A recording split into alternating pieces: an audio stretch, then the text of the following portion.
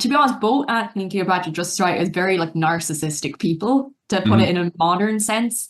Like, and there's something there about the way it's like it just does make it quite compelling to read as theater, because like I don't know, like I've met people who live their lives in that sense where they have this like sense, oftentimes skewed, of being watched and how people will react to them, and oftentimes it's a very skewed sense and they don't have an accurate idea of how people are viewing them, but it's this constant consciousness. And I feel like, you know, this is maybe, it's not, you know, written with maybe the level of psychological depth that you'd get in like, you know, the 20th century onwards in term, or 19th century onwards, even in terms of plays, but like you could, it does kind of hit on some kind of aspect of that kind of person or that kind of psyche or whatever, that it does kind of make it quite interesting, like in the reasons you mentioned, like where there's this sense he's very conscious of how it's viewed, but like he's quite conscious of his own foibles, but like the show must go on, like, and he just kind of continues on with it. And then you have like just the next page on after that quote, he's talking to Enobarbus and he tells him of Fulvia's death, and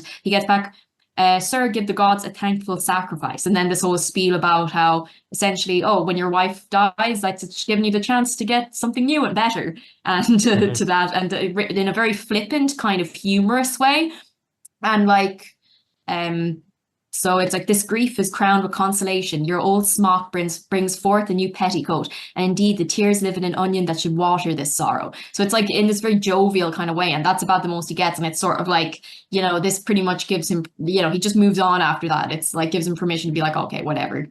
It's so so that reminds me, I actually wanted to bring up that scene where they're joking about the death, and also like I also want to touch on you mentioned that there's this ambivalence about whether or not Cleopatra actually loves Antony, because you know partly that's partly interesting because that specific aspect of the play, I can imagine, you know, both like the, you know, older critics of the play, like if you look at writing, you know, 1700s, 1800s, whatnot, they would use that as an, you know, to say like, look, you know, it's Cleopatra is that, you know, Jordan B. Peterson, feminine chaos, right? She represents that disorder bitch that exists as a symbol of what all the things that lead men astray from what they should we were be talking before you hopped on, like the way you know that someone like Jordan Peterson is like a fraud is that he's not pulling this play out and be like, young man, he's never read it. He's never read it. You know, no fucking way would he. I can't imagine him having, especially at this point in his life, and it's such a fruit of Western span. culture too. You know, it's such a like, if there is there anything more Western culture than Shakespeare, and yet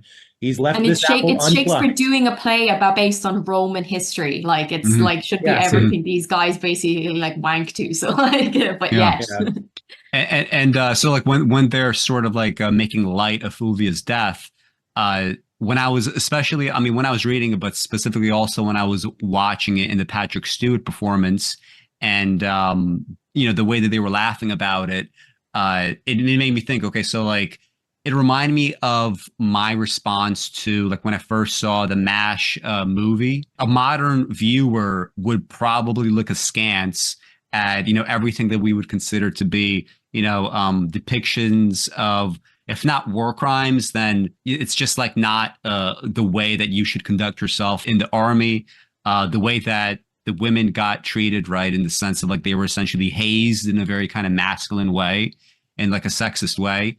But at the same time, I thought, okay, well, if in the 70s there was like less, you know, opportunity to be offended by it, and people just kind of found this, you know, to be like just humorous.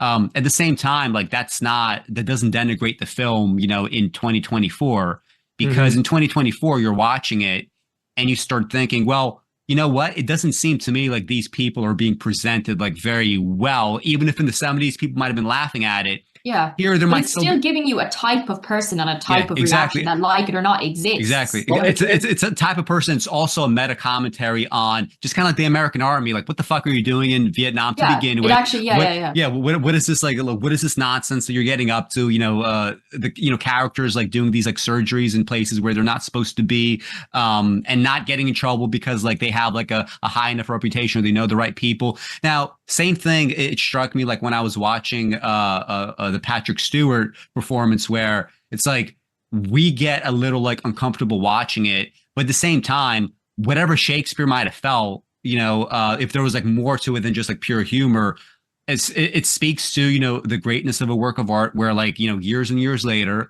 you have a very different response. And still the people Yeah. within it are being characterized, still they're being contextualized by specifically these kinds of scenes. Like, did you guys notice like any of this as you were reading it? Yeah, I think it's like you get given enough like richness. It's like, you know, having like a fake like cubic zirconia, but it's placed in a solid gold like ring or something. So like it's kind of redeemed by that. I don't know. But like, you know, it's kind of like it's redeemed by the context because like you're given enough there that you can, rather than it being like the whole place just an example of this sort of like rather like flimsy, like shallow sort of view of the world, you can instead say, no, it's like actually presenting like a full character who just happens to have these sort of shitty views of the world. I think like a lot of like the ambiguity or a lot of like the scenes of Cleopatra being honestly kind of fickle and impetuous, and like in a lot of ways she does represent or play out a certain like types of like female characteristics that like, you know, you do like the Jordan Peterson reference of like the feminine chaos. Yeah, she does kind of embody that, but at the same time, it's like when you do read some of the scenes. So like I'm looking now at just, I mean, here you have like the next scene after that, you have Cleopatra and her handmaidens, and she's there kind of looking for Antony, and then she's like, right, well, she says, see where he is, who's with him, what he does. I did not send you. If you find him sad, say on dancing. If in mirth, report that I am sudden sick, quick and return.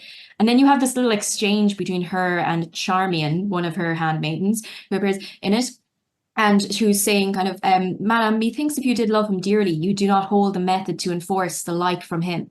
Cleopatra, what should I do and do not? In each thing give him way, cross him in nothing. And Cleopatra replies it, thou teachest like a fool the way to lose him. So it's kind of, it is very much this sort of like, it's the kind of shit that like, yes, it is very much like a stereotype that like of kind of feminine manipulation and stuff like that. But like, you can't say it's not true to some degree that like there aren't women who play these sorts of games and that there's some classic that negging, kind of thing. as they say. Yeah. What? It's just classic pickup artistry, you know. You got Yeah, no, it really is. I mean, it's it's basically like you could have this exchange as an example of the kind of stuff like red pill guys do. You don't want to, you know, where they're like, don't be a, like Cleopatra's basically like, don't be a simp, don't do all this shit. You know, you gotta fucking like play, you know, play around a bit. And it's just, it's a true thing about like human psychology, though, in a way. You know, it's kind of. And I think because of that, it does, and it's something that's true enough in terms of like, there are people who act this way. There are people who, like Cleopatra is, you know, she's impetuous and fickle, but she's not presented as someone who's stupid. She's quite willful. She's quite, in moments like that like conscious of like how to wield her power, especially then when you have these times of ambiguity of her like basically deciding to take the sort of sneaky deal that she's offered by Caesar to betray Antony. And it's just sort of, there's enough there to say that she's very conscious of what she's doing. Like she's very like, you know, it is a sort of, you know, she is a woman who had an uncommon amount of power at the time, and it is a sort of, I guess you could argue, feminine power that like, regardless of whether the real Cleopatra wielded that or not, like I've read some stuff talking about how she wasn't this like seductress, sexy type that she's often presented in pop culture. But I mean, like, I'm sure she had to have been aware of like how she would have been viewed as a woman and how that's going to affect things and how maybe like to wield certain things like that in certain ways, even if she didn't do it to the extent that a portrayal like this shows. Yeah, but well, I mean, she fucked the most powerful men in Rome 2 times in a row, you know. I mean, there has to have been some kind of consciousness on her part of like sexuality as like a political weapon that she had access to. It seems to me like the you know, the more that you read about Cleopatra's life, like it definitely seems like the whole like sexual angle, like, yeah, you know, she has a son by Julius Caesar, she has 3 sons by Antony. A lot of it just struck me as, okay, so this is a female ruler. She, you know, she probably like cultivated a sense of charisma and whatnot. There was like, you know, this infamous thing where she wasn't considered very beautiful, but she was just considered very personable, very charismatic, you know, very witty, that sort of thing.